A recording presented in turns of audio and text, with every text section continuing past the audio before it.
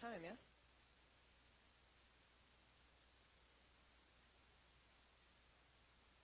Hi, everybody. It looks like it's about time for the panel to get started, so if you could please take your seats. Thank you all very much for joining us on our panel, where we hope to find some kind of data détente and explore some of the challenges, but also the opportunities that present themselves in transatlantic data sharing. Now, as some of you may know, there's been a lot of changes legally coming out of Europe in the past year that are potentially going to present some disruptions and certainly change some things about the $260 billion in digital services trade that currently cross the Atlantic. So my name is Molly Schwartz. I'm an associate policy fellow at the R Street Institute, and I'm also one of a team of researchers working on a project called My Data out of the Helsinki Institute for Information Technology. And there we're actually working on an initiative to restructure how people manage their personal data systems, looking at user-managed access protocols and some new consent receipt technology. So I have a very vested interest in looking at not only just wringing our hands about the inherent tensions between US and EU privacy laws, but potentially seeing how we can come to some kind of consensus and make data sharing work in a way that more directly responds to the wishes of us, the data subjects. And we're lucky to have a panel today with individuals and representatives of organizations who have been working on these legal changes and operating within this framework. So we're really looking forward to hearing from them today as well. So I'm going to open with a question to Joe McNamee, the Executive Director of EDRI. And so what I would like to ask you is the general data protection regulations were agreed upon last December, and this is a strengthening on the General Data Protection Directive. So what are changes that we've seen from the directive to the regulation, and what can we expect to see in this next 2-year implementation phase? On a very broad level, the first very geeky point is an important one, and that is that the legal form of the instrument has changed. So in 1995, we had the directive was launched. And the directive is basically a guideline for the member states for what they should do. And each member state then goes away and does it. So when the European Commission came to look at updating the framework, they looked at what was happening in the EU. They saw 28 different countries with 28 different laws that were more or less based on guidelines that they'd received quite a long time ago. And we were actually completely in line with industry at that stage, saying this is too chaotic. We need to have one one set of rules for Europe. And in Europe, one set of rules is called a regulation and not a directive. So the first big change was going from a set of guidelines from a directive to a law that was going to be equally applicable. Now, because it's a specific law and not a set of guidelines, it needed to be an awful lot more specific. And therefore, the new regulation is an awful lot bigger, an awful lot longer. There are a lot more words, which scares a lot of people because it sounds like more legislation, but it's actually just doing the work on a European level that was previously done at the national level. So not an awful lot changes, or a lot less changes than the huge lobby from industry seemed to think was changing. There are clarifications on issues like consent, on issues like enforcement. The level of fines, which scares the living hell out of industry, has been set at up to quite a high level. But to actually hit that level would be very, very, very difficult.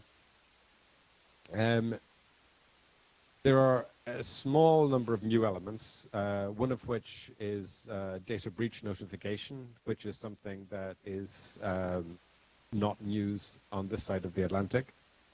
And then we have additional elements which are more of guidance than of obligation. So the notion of privacy by design, that when you're developing a service, that the privacy, the protection of the data that you're collecting is built into the design of the product, rather than designing a product and then going, okay, how do we respect the data that we've collected needlessly in this process?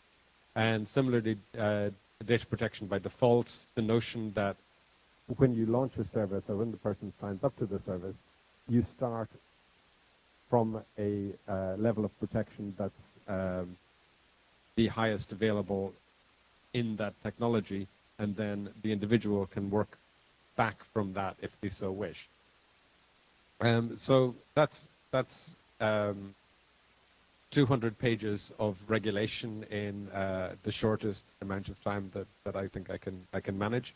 I can give you a 1-week seminar sometime if anyone's interested. Thanks. So now I think we're going to move on to talking a little bit more about Safe Harbor and the Privacy Shield. And we have sitting here Max Schrems, who is an Austrian legal student who quite famously brought Facebook to the European Court of Justice in October, which then ruled that U.S. privacy and data protection laws are not adequate. They are not essentially equivalent to European data protection laws, and they declared Safe Harbor to be invalid. Now, there are over 4,700 companies relying on this Safe Harbor protection, and within the 15 years that it was implemented, only 4 complaints were launched to the Federal Trade Commission in the U.S. So, Max, what do you see as being not working under Safe Harbor? Why did you feel it necessary to bring it to court? There are so many reasons. Basically, Safe Harbor was a system where, as a U.S. company, you could self-certify so-called Safe Harbor principles that were miles away from European data protection law. Basically, there are 2 things that are regulated. One is sharing the data with a third party and change of purpose. Anything else you could do more or less unregulated. There was like duties to inform, duties to give you access, but everything else was basically unregulated. And even these 2 things you could easily circumvent by 2 sentences of the privacy policy. So there was effectively no protection in the private sector, which was, from a business perspective, also interesting because it was an issue of unfair market situation. Because U.S. companies could be on a European market without any regulation compared to any Chinese, Indian, Russian company that is on a European market that has to follow all these laws, and could thereby get away with it. So that was the interesting thing on the commercial side. On the government side, it was interesting because Safe Harbor said there is an exception for national security, and whenever there is any conflicting U.S. law, this would override a self-certification, which is obvious because you can hardly self-certify your way out of the NSA rules or laws. And that was the key reason we brought it down this time around, because there's a bunch of new case law coming out of the European Union on mass surveillance. We had the data retention case in Europe that said that just retaining the data for, like, the metadata of your phone calls for 6 months to 2 years was a violation of your fundamental rights. And we basically just walked up and said, what the NSA is doing is 10 times as bad, so this must be 10 times as much invalid, which the court saw the same way. It was a very simple argument. A big problem we have in Europe is that the European Union laws do not apply to member states. So we have member states doing more or less the same thing. It's not all the member states, but it's certain member states, which is an issue as well. So that's the reason I oftentimes pushed that this judgment was also a judgment generally on mass surveillance, not just on the U.S. It will be relevant in Europe as well. They're just legal challenges. So basically the problem we have in Europe is it's like in the U.S. until the 1920s. Back then, the Bill of Rights did only apply to the federal government, not to the states. And that's kind of the situation we have right now in the European Union on national security issues. The European Commission now has come up with what they call a privacy shield, which is basically the same text as Safe Harbor, a little bit updated, so it's a little nicer, but the fundamental flaws are just the same. The principles, they're now called privacy shield principles instead of Safe Harbor principles, but they're basically the same. And they have the same, shortcomings. And the whole question of mass surveillance is also not really dealt with. So there's obviously no real change in U.S. law. They've basically just taken the same thing and passed it again. So I see generally that the industry is right now advised by lawyers to use alternative methods. There are standard contractual clauses. There are other things that you can use to transfer data from the European Union to the U.S. I don't think the privacy shield is going to be a solution that's stable, and that's the big problem that the industry has pushed a lot to come up with some solution, but it's not a stable solution. It's going to withhold a court test, and I think everybody's expecting Privacy Shield to go right back to Luxembourg and be struck down again in the way it is right now, which is very unfortunate because we could have really come up with a solution of this issue. But the pressure was so strong to just get something done that we didn't really get anything done in the end. And if I can add one more thing to that, I think it's important to note that lots of talks about trust in these negotiations. And as a data subject, but I would like to use the term individual instead of that, I don't have much trust in the European Union after the Turkey deal ever in a human rights case. I mean, I know it's not directly linked to the Privacy Shield, but I think it's an important point what Max made, that it's not only about the US that we have to talk about. Thanks, Fanny. And this is Fanny Hedvegi, the International Privacy Fellow at EPIC. And I would actually like to direct my next question to you. So as mentioned, there's been this Privacy Shield text that has been passed, and instead of providing a blanket agreement like Safe Harbor did, where data could just be transferred to the US, companies, I think, have to certify as agreeing to the Privacy Shield.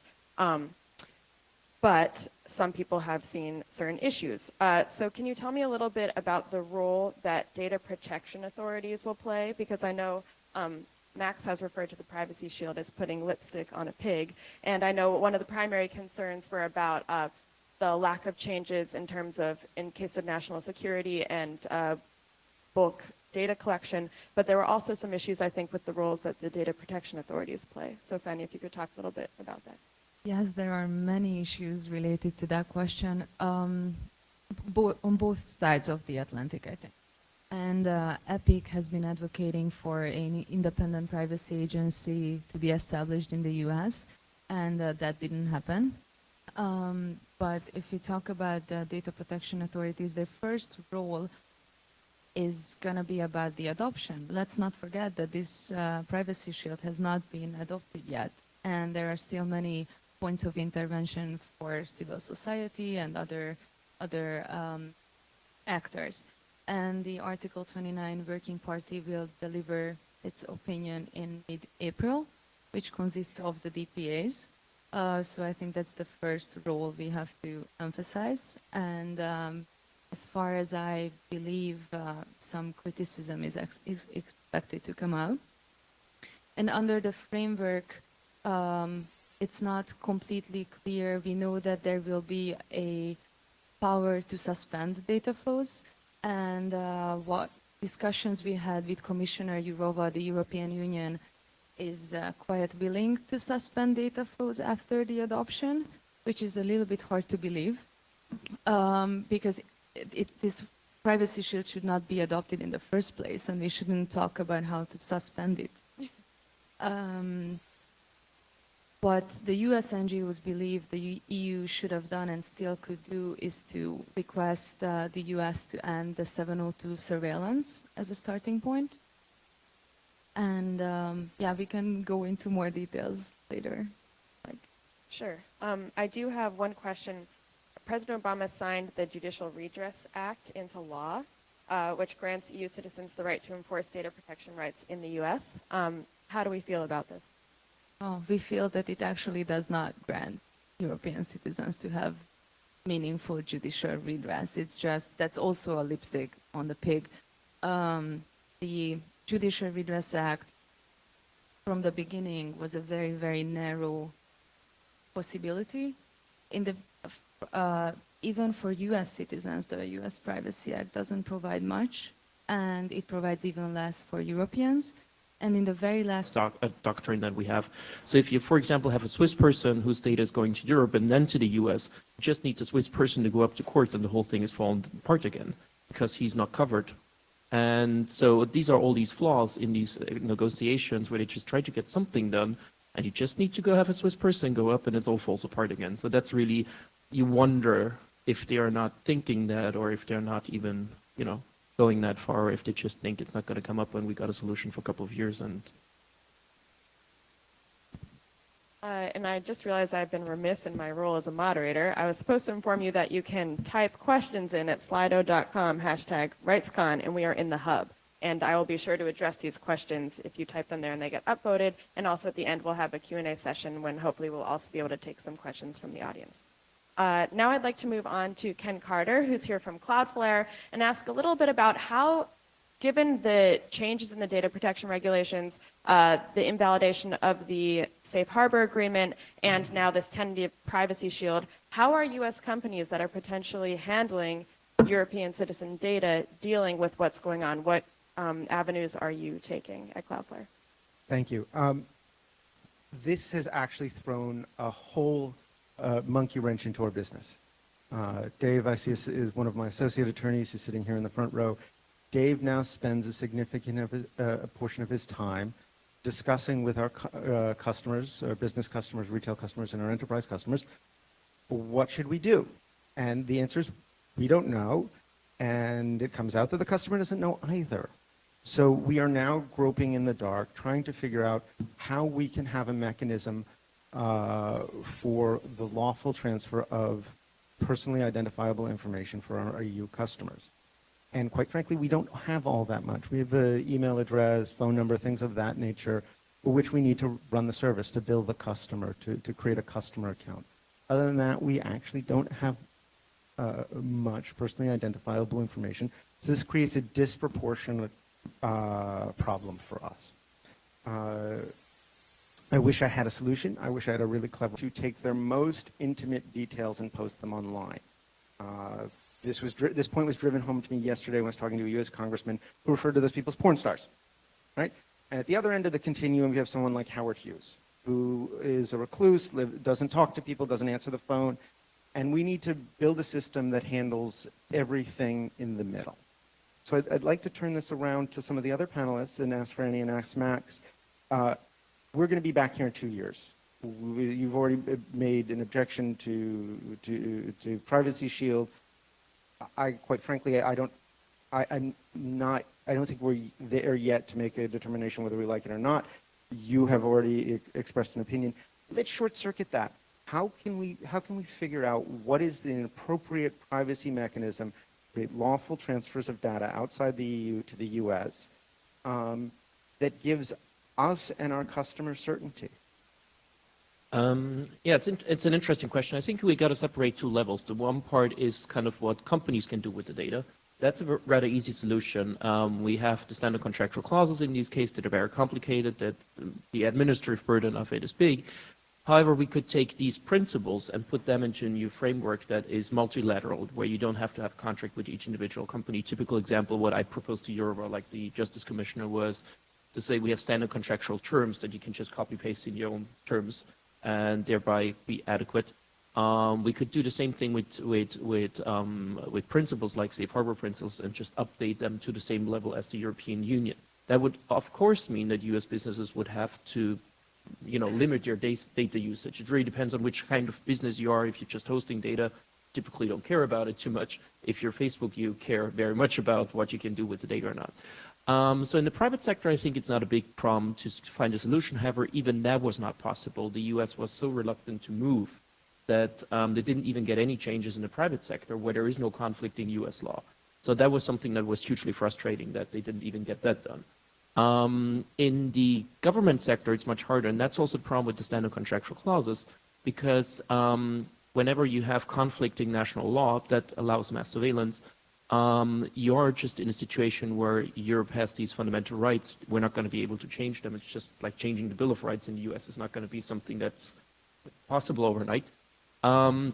And the U.S. is just not moving on any of the national surveillance issues. And that's a deadlock that I can solve, that no one of us can solve, basically. I think that's where the big issue is coming out. And I don't have a solution on it either. I could only escalate it. But I'm afraid we're conflating two things here in our privacy discussion. I think we're starting to unpack that you have bulk surveillance, bulk collection at the government level. I don't know any U.S. company who's not a provider to the NSA who supports that, right?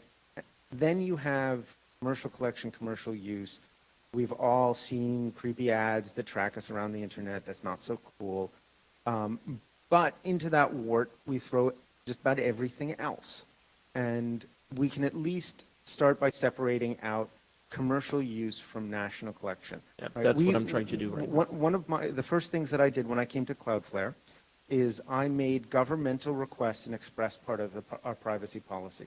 It had previously been implicit, but I unpacked it with a sentence or two that said, we will treat governmental requests as a privacy violation if they're not subject to due process of law. I don't know what else I can do to strengthen that.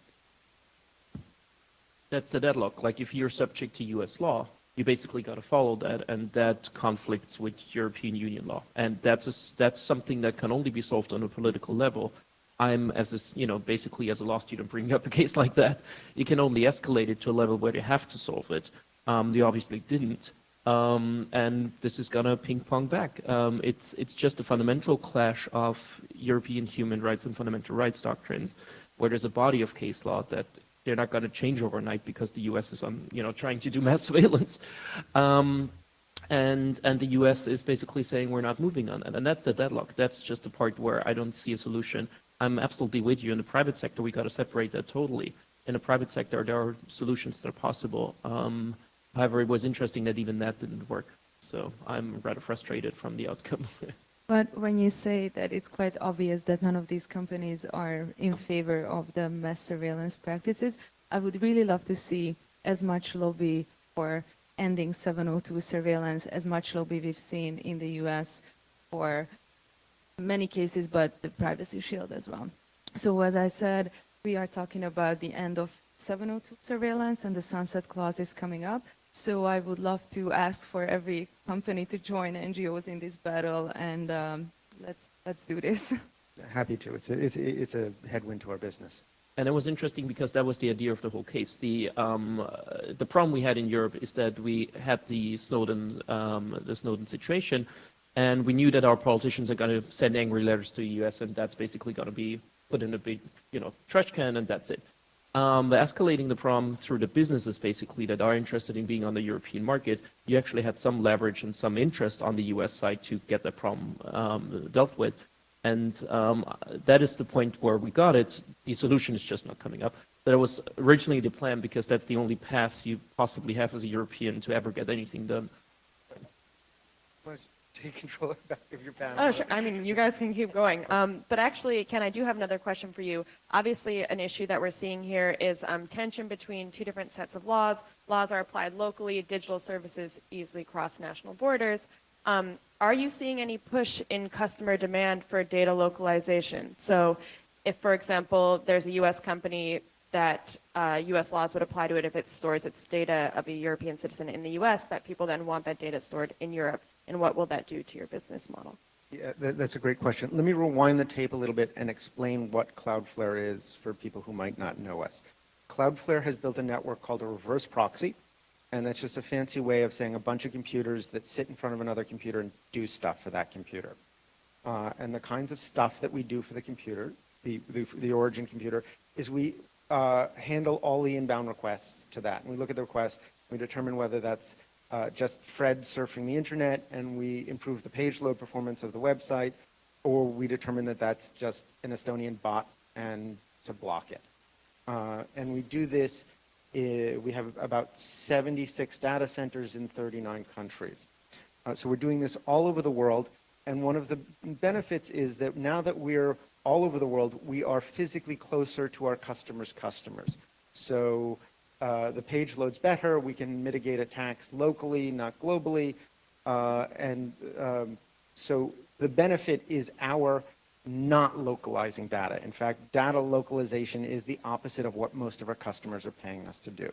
Now, we have increasingly been asked by our customers, not by governments, but by our customers, to create localized products.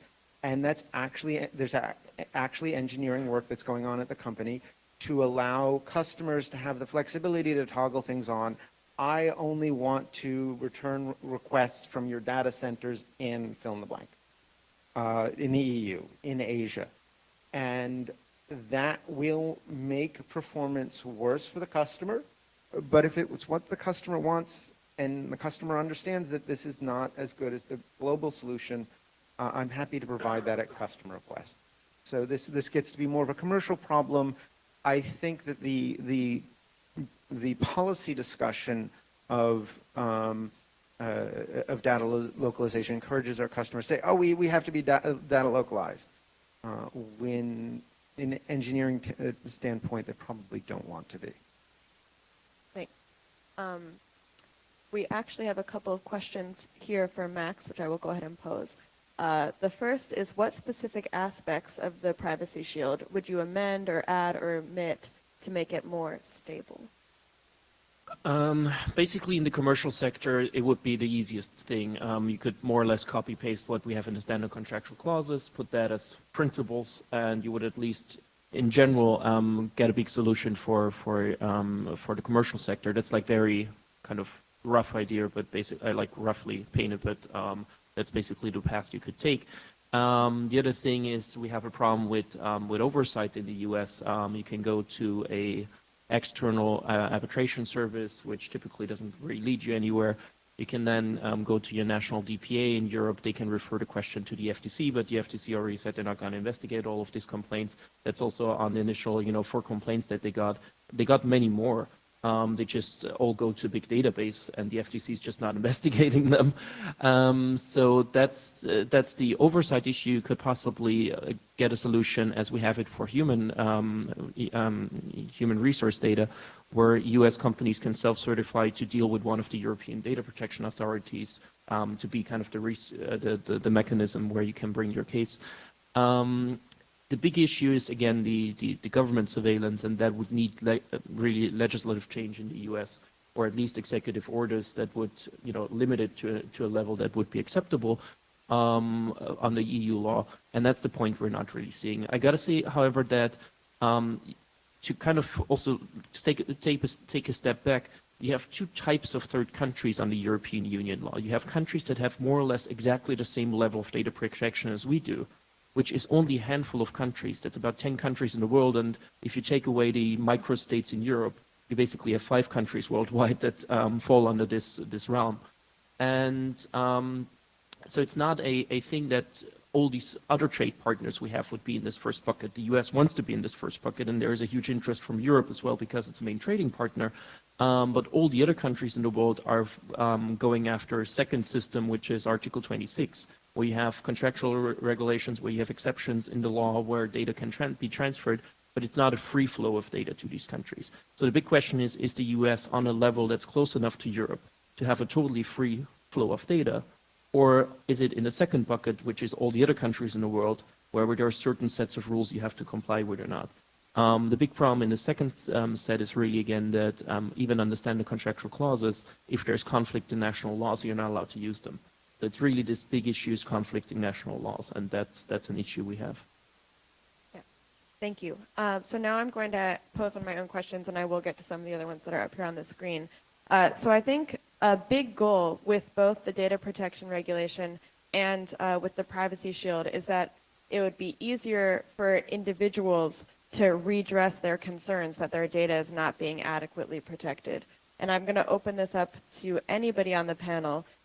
In your viewpoint, does it seem like with the new legislation in place, or that will potentially be in place, that there actually is easier individual redress? And let's say I am an individual who takes issue with how some company or government has been handling my data. What do I do now? Company or government? That makes it into 3 questions. In principle, yes. One of the problems that we've been trying to solve over the past 4.5 years of discussion of the new framework has been making the rights real. Because we have some countries that have quite weak data protection authorities, my home country, Ireland, being one of them, and coincidentally also the home of Google, Facebook, Microsoft, LinkedIn, and Twitter, but I'm sure that's just a coincidence, and the UK and 1 or 2 others. And they also have more or less strict implementations of the 1995 directive. So you have quite a difficult, unpredictable path in front of you as an individual in Europe at the moment, because it depends on how good your data protection authority is. It depends on how what enforcement measures they can use. Depends on the implementation of the directive. The intention of the new legislation is to strengthen all of the data protection authorities across the board, give them all meaningful enforcement powers, give them all sanctions that will actually make the companies sit up and take notice. That's the plan. The vote is expected either this month or next month. There will then be a 2-year implementation period. Unfortunately, industry has become a little bit schizophrenic over the past 4 or 5 years. At the beginning of the process, the Commission organized a high-level roundtable and asked industry and civil society, what do you want? And industry said, we want a harmonized, predictable system across the EU. Please give us that. We'll even put up with, one of the big companies said, we'll even put up with stricter rules as long as they're consistent rules. The European Commission said, thank you, we know what we have to do. They launched the regulation, and then the mother of all lobbying campaigns started, and every possible interest group said, we want an exception for this, we want an exception for that. And now there are more exceptions, national exceptions, built into the regulation as a result of industry lobbying than there were articles in the existing directive. So how these flexibilities are going to be used are implemented in the next 2 years will be a determining factor in how much this will have the outcome of giving people a clear, predictable set of rights that they can then get enforced. There's a whole other answer for the government part, but I'll leave that for the next question. We'll touch back on surveillance at some point. So now I'm actually going to go up to one of these questions, which is similar to one of mine, which is, despite some exceptions, will the General Data Protection Regulations stifle competition and consumer choice in the EU by smaller, likely more innovative companies, given its heavy burdens? And this was actually something that I wanted to ask about, which is that there have been people arguing on each side, if there's insufficient privacy or data protection, what are the benefits of going with government regulations to ensure this versus having private companies innovate and offer privacy as a competitive advantage? And so that's a question that I would actually like to toss to Ken to start out with, that how do you see it working, offering privacy as a competitive advantage as opposed to having it ensured by legislation? Yeah, we have always viewed our privacy policy being very restrictive. It fetters some of the things that we want to do in business, but we understand that because we're in a trust-based business, and this gives us an edge over our competitors. We've always seen our privacy policy as a competitive advantage. To the regulatory question you asked, I gotta say I'm not an expert in privacy. The one area in law that I would say that I'm an expert on is the US Part 15 rules. And if you don't know what the Part 15 rules are, they are the Federal Communications Commission's rules that enable unlicensed device operations. So your Wi-Fi, your Bluetooth are all permitted by these rules. And the rules are brilliant. And the reason why they're brilliant is they specify certain standards at the bottom and at the top. How much energy can you emit into the ether before you create an unacceptable probability of radio interference to other devices? And they're really engineering driven, and they're unfortunately very complex on it. But the beauty is that they don't tell you what to do, they don't tell you how to do, they just create minimum maximum thresholds. And I think any effective privacy regulation would ensure a minimum floor, but not necessarily a cap, so that innovators can get in without having to run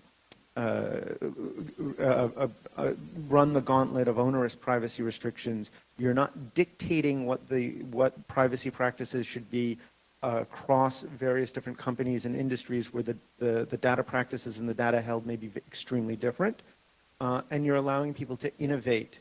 I'm treating your data better than the other guy come buy my product. So to the extent that you could specify those as sort of minimum requirements and maximum requirements and let people do appropriate things in between, you've got yourself a set of Part 15 rules. I think it would be great. Manny, would you like to jump in? Yeah, I'd like to add something to privacy as a unique selling point. And David Martin, our colleague at the LIBE hearing, provided some insight about what users want on both sides of the Atlantic. And both groups want higher standards for privacy. And it's not only about innovation, but we are familiar with companies like Bahnhof, for example, in Sweden. And it's not only about the commercial side, but to push back on government requests. And we haven't talked about what the users can do, because obviously I believe that companies and governments should be accountable and should respect privacy as a human right. But users are in position to protect their privacy, and I'd like to recommend privacy-enhancing technologies. And please check out my tech demo about the right to hide. It's a new website about privacy-enhancing technologies by the Hungarian Civil Liberties Union. And maybe this is a good point to mention that individuals will be in a really hard position in their own countries when they come up with new legislation to ban encryption and all these fun ideas, and centralizing surveillance. The Hungarian government just earlier this week came up with the idea to tear down the wall between law enforcement and national security data collection and data use. So when you talk about UK and France, please mention Hungary too. Okay. Joe, do you have any thoughts about whether GDPR will stifle competition and consumer choice? I was thinking particularly of the small business angle. I think the simple answer is no. There are cases when you can give companies a lot of flexibility, and that they will have a selfish interest in heading towards the protective side of their options. So, for example, on spam, they need to protect their own systems. They need to ensure that their customers are happy and not overwhelmed by spam. So they can be trusted more on that issue.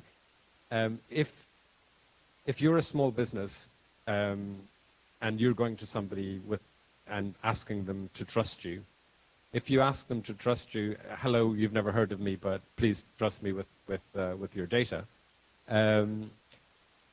you're going to be in a weakly regulated market, you're going to be at a disadvantage compared with a name that you've heard of. So getting into that is more difficult. If you've got a standard where there is clear, strong data protection, and you say, hello, I'm a business you've never heard of, please trust me, and your potential customers know that there's a framework that means that you're not just trusting them, you're trusting a predictable and enforceable network, then you're more likely to trust the small business. So far from being a disadvantage for small businesses, particularly because the regulation also has various carve-outs in places where there is a risk to small businesses, the companies are actually better off in a structured environment like that. Can I just quickly add something to that? I think the biggest problem and the biggest lie we have in the whole privacy debate is this notice and consent and user choice thing. It's not working because it's way too complex for an average consumer. It does work in the B2B business possibly, because you have people that understand what you're doing. But the average consumer is not going to have any idea about what's going on these devices. And I think it's absurd how we try to argue that an average consumer should get informed, make an informed choice. They come home after 10 hours of work and just want to download an app to buy something. They're not going to read any of these stuff. And this idea of self-regulation of this is going to work by the industry is just not working in an environment that is, first of all, hugely complex. Secondly, you typically have monopolies where you don't really have a choice. I mean, I can choose to have my data going through Apple or Google. I mean, what kind of choice is that? So I don't think that this is going to be a solution. So the approach to regulate stuff, to at least have a common set of rules on the market where then people can compete, does make, at least in the European context, much more sense. And I think the interesting thing is going to be the penalties also. It's up to 4%, which is totally different to today. Like in my home country in Austria, it's 25,000 euro. That's the maximum penalty right now. So a lawyer is telling me my fee is more expensive than just paying the fine, and that's going to change. And I hope that this is fundamentally changing how also companies from other countries are operating, because the regulation is based on a market principle. So the idea is not it applies to companies that are headquartered in Europe or situated in Europe, but anyone that operates on the European market falls under the regulation. Enforcement is another question then.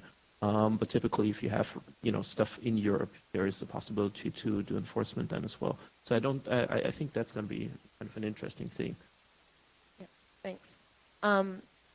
So now I'm going to turn to this question on surveillance. This is a question posed to Max, but anybody feel free to jump in. The U.S. response is that they should not look up to the EU because the EU doesn't the same, if not more, mass surveillance. What's your response to that? It's absolutely right. As I said previously, we have a jurisdictional issue. That's something that's heavily ignored in the US.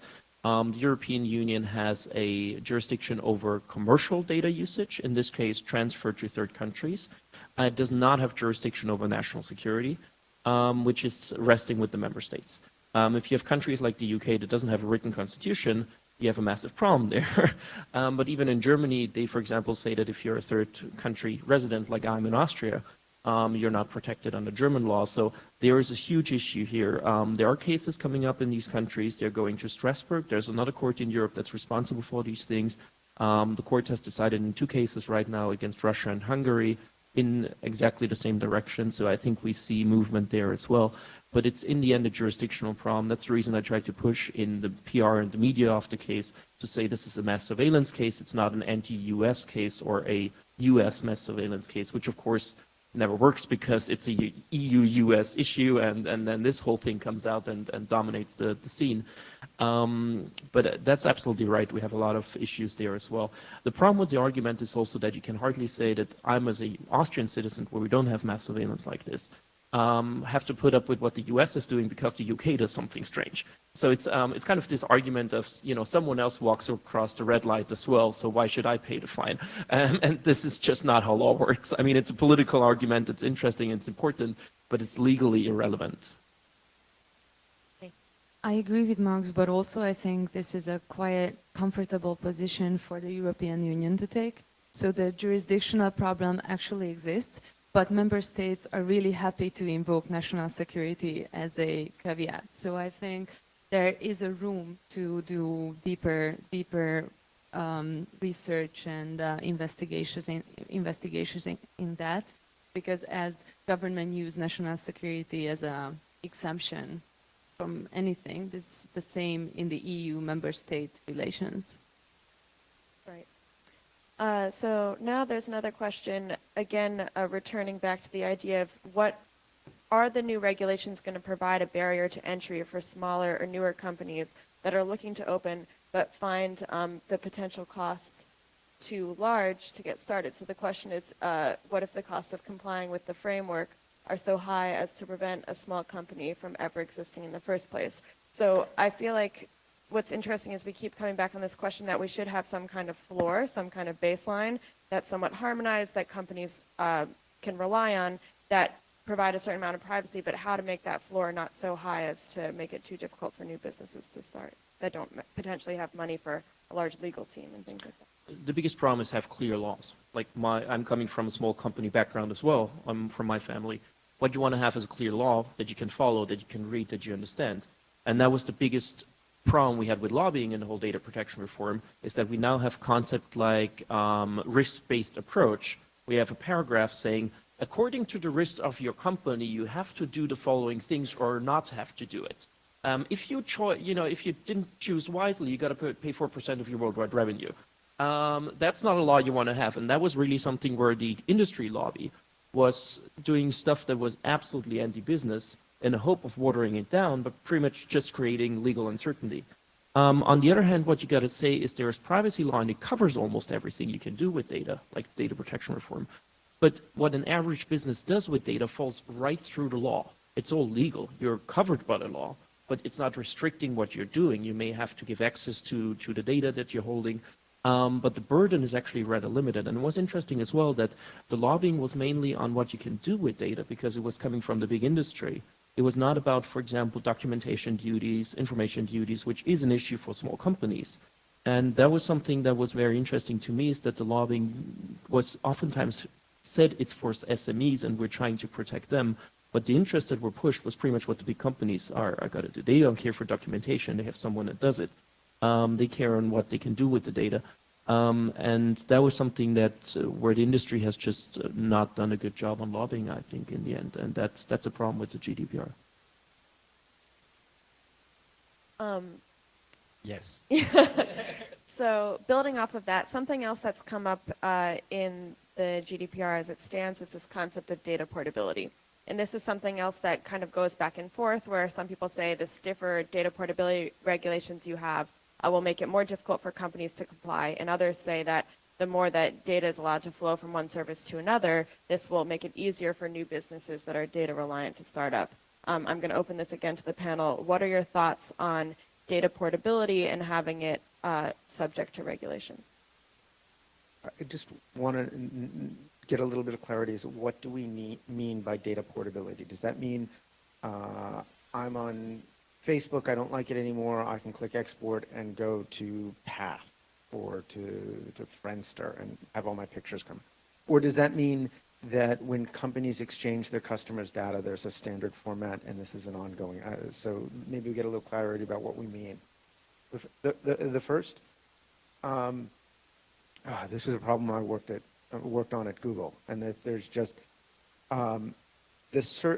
there are two problems here. One, you actually kind of want to have that, but the wrong people want to have that, and the people who want to have that are the people who are at scale, right? So that it's very easy to switch to my network, and you don't want to come, and I've got other things other than the portability that lock you in, and that's just size. So, and the other thing is these companies, Friendster and Facebook, they're all largely the same sort of product. But when you get into other products that aren't the same, then how do you legislate that sort of portability? You get into sort of lock-in and scale problems that you actually don't want to regulate. You want to constrain the behavior of larger players such that they don't create de facto standards, and now everybody's got a right to their standard, and you lock out other players. And we saw this 2 decades ago in sort of the browser wars, and there used to be a word processing program called WordPerfect that sort of got locked out because Microsoft became the standard. And WordPerfect was not, you were not capable of transporting your documents back and forth between WordPerfect and Microsoft Word. And it sort of becomes the tool of monopoly behavior. And so we have to be really, really careful here. Any other thoughts on data portability? I'm trying to, the regulation is so long, I can't actually remember what was decided, so I'm cheating here. But it was watered down a lot in the process. So it's not nearly as onerous as it was originally proposed, but I can't remember. Don't tell anyone. No problem. And there are a lot of limitations. Basically, if there's a common format, if there's an open format, that's oftentimes left to further regulation. And so that's going to be interesting how it's implemented in practice. And obviously, there is no common format for exchanging Facebook data. And that's going to be interesting how that is going to be implemented. And I see data portability was meant to be a kind of market opener in a way, because you just have these big platforms that lock in the data. It's going to be interesting how it's implemented. I typically call it more a right to access in a proper format instead of getting pieces of paper and PDF files or something like that. So it's at least an improvement there, and possibly it can help in certain situations, but it's going to be a big issue how to implement it, just like you said. Yeah, and as mentioned, data portability has many facets. Some of it is if, for example, you wanted to get your own personal data back from a company that was holding it, do you get it in the form of stacks of PDF papers, or do you get it in some kind of machine-readable format? Or it also gets into questions of intellectual property and copyright. if you buy an ebook from one service, will you then be able to own that and read it on a different kind of device? Casper Bowden asked for his data from Microsoft, and he received it in boxes of paper. But if I can give a good example, I was very impressed several years ago by Yahoo. They changed their service to be much more privacy intrusive, their email service, and they said it was remarkably clear and simple. They sent an email to their subscribers that said, "This is what we're doing. We imagine that some people won't like this, so we've done a deal with a competitor that doesn't do what we're planning to do, and you can stay with us if you want, and if you don't want, we will lift everything that's yours and put it on our competitor service, and you can continue using all of your data on this other service if you so wish." I then subsequently heard lobbyists in Brussels talking about data portability, explaining why such things were completely impossible and could never happen and it was too complicated. But Yahoo showed that it could be done. They showed remarkable flexibility for their customers, and it's remarkable what innovation can do when a company cares enough. And to be fair, there are a lot of companies that have responded to requests for data portability. So I know Google now offers Google Takeout and different services. I would like to get to another question from the crowd, and this is directed to Ken. Shouldn't the private sector push for an international standard for protecting customer data so that it reduces compliance costs? Now it's between the US and the EU, but what about other countries? And I think this gets further to things that we've brought up previously, which is that we need some kind of common standards that people don't need to be operating on a country-by-country basis. Yeah, I think we've largely answered this question, that we want some sort of standards but not hard and fast rules, and we want to harmonize on those globally.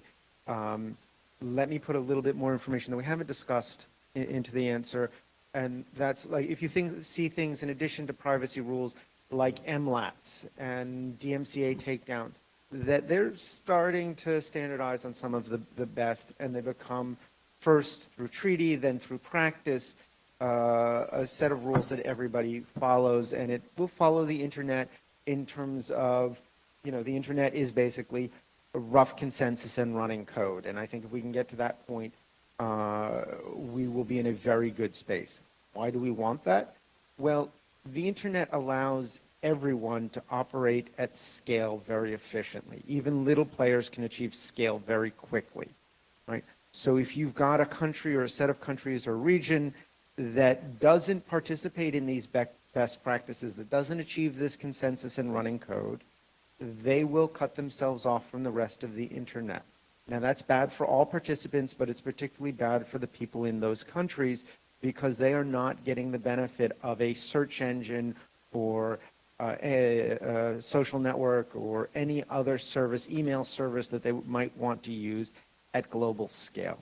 So the answer is yes, we want to get to, I think, rough consensus and running code.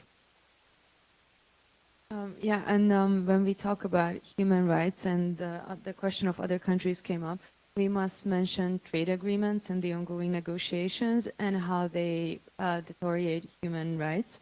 And obviously, Edward Snowden did a great favor for us, but we still haven't found the chlorinated chicken of privacy that actually brings people to the streets. And I think this is one of our tasks as civil society to find that.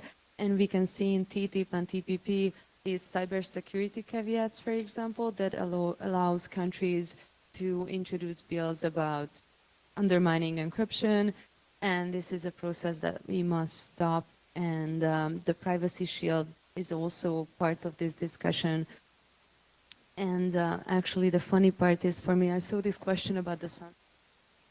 And I think it's very interesting because I've heard Jan Albrecht talking about the sunset clause for Privacy Shield. And the Privacy Shield won't meet any of the criteria of EU law, not only about the judgment, but I think it's not either the GDPR. And I haven't heard the negotiators talking about reviewing this agreement based on the GDPR. The purpose limitation, for example, in Privacy Shield, which is so vague, it will fail for sure. I see exactly the same problem whenever you ask about Privacy Shield being compliant with GDPR. The answer is we haven't debated that with the US, which is absurd. I mean, the thing is coming up in 2 years. And that's the problem. I mean, and that's what business is saying behind scenes on Privacy Shield, is that they say, you know, it's nice that there's a new treaty, but we're not going to be able to rely on it because it has all these flaws. Another thing on international standards, there is by the Council of Europe, so not a European Union institution, but a broader thing, Convention 108, which should exactly do that. It's open to any country in the world to have, you know, baseline standards for privacy protection. And interestingly, they're written in a tech-neutral way, so stuff like when data is not needed anymore, it has to be deleted. So it's a kind of very tech-neutral approach of it, as European data protection law is. And that has spread around in other countries as well. The big country that is sitting on the table of these negotiations but never participating is the US in the end.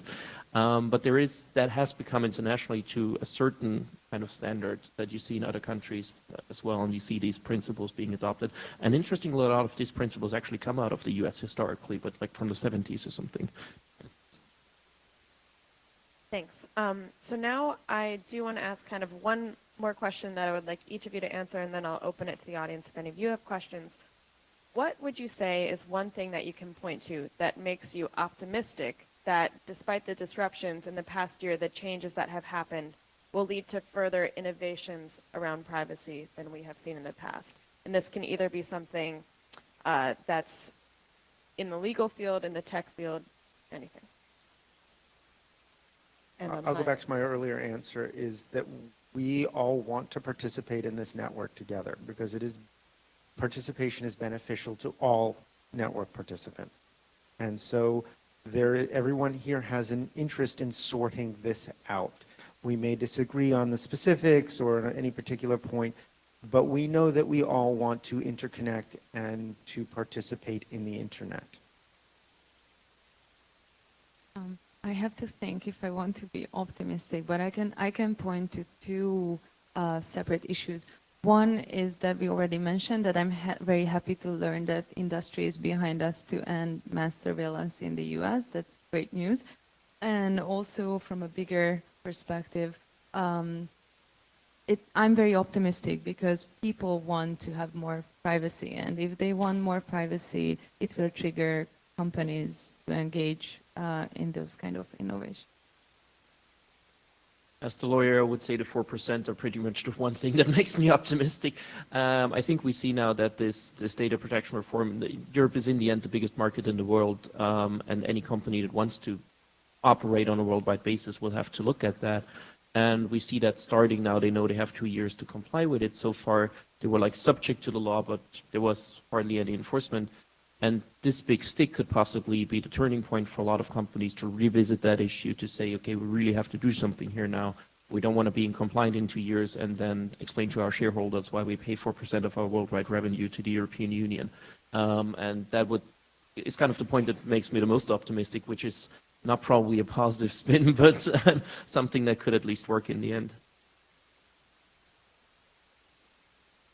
Anybody who knows me knows that's a bad question to ask me. I think if we can get this failure turned around fairly quickly, I think there might actually be a meaningful negotiation. What's happened after the regulation was adopted in 1995, I'd say the directive was adopted in 1995, a solution had to be found with the US. The US refused to negotiate meaningfully. We ended up with Safe Harbor, which was it wasn't credible. I worked in industry at the time. Nobody believed it was going to work, but it would keep the wolf from the door for a while.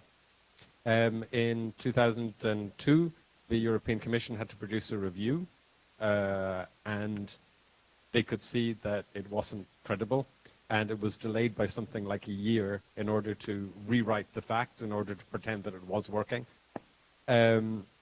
Then there were academic studies that showed it wasn't working, and everyone just sort of kept their heads down. Let's pretend it's working. Then the Snowden revelations came out, and the Commission produced its communication on rebuilding trust. They spent 2 years talking about negotiating. Then we had finally the court decision confirming what everybody knew since 1998. And then the Americans said, okay, let's talk, but not negotiate. The new US ambassador to the EU very graciously invited me to a dinner with the negotiators. I don't quite know why. But Thursday before the Monday that Privacy Shield was announced, there was nothing even resembling an agreement. So from Thursday to Monday, that whole sham was thought up by somebody very imaginative. And there was no negotiation. If this is turned around quickly, then finally there will have to be a degree of personal political responsibility for the people that in the European side that failed miserably and completely and abjectly and humiliatingly in this process.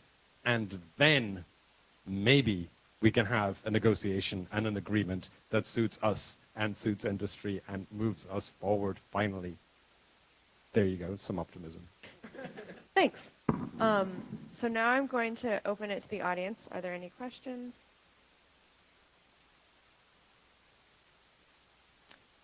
You can take your time and ponder. I will throw in my own dash of optimism. So I do believe that there are a lot of people who are taking privacy and kind of individual control over their own data quite seriously and see it as a viable business model. There is actually a company based here in California called ForgeRock that's been working on something called user-managed access protocols that was essentially let people consolidate and have more control over the levels of consent that they give different parties to use their data.